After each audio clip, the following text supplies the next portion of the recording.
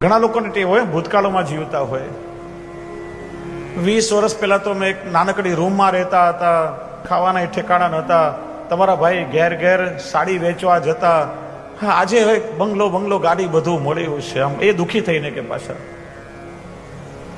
આજે ભગવાને સુખ આપ્યું છે તો ભોગવ ને. 20 વર્ષ પહેલાના દુઃખને શું કામ યાદ કરે છે? વારે ઘડીએ આપણે વીતેલા દુઃખોને યાદ કરીએ ને તો દુઃખ પણ કે બહુ યાદ કરે છે ને, ચાલ જઈને મળી આવું, પાછો આવીને ઉભો રહે.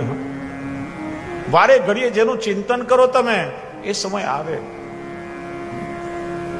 ભગવાને પુષ્કળ રૂપિયા આપ્યા હોય ને તો ઘણા લોકો શું વિચારે ખબર છે? થોડા રૂપિયા આપણે બચાવીને રાખીએ, દુઃખના સમયમાં કામ લાગશે. બોલો લ્યો, એવું શા માટે વિચારો કે દુઃખ આવશે ને કામ લાગશે? ઠાકોરજી રૂપિયા આપ્યા બચાવો કે કોઈ સદકાર્યમાં એનો ઉપયોગ કરશો. એવું વિચારો ને કે દુઃખના સમયમાં કામ લાગશે તો વાસ્તવમાં દુઃખ આવે છે જીવનમાં. નિયમ છે વિજ્ઞાનનો, જેને વારે ઘડી યાદ કરો આવીને ઉભો રહેતો હોય. એટલે વીતેલા સમયને ક્યારે યાદ ના કરવું.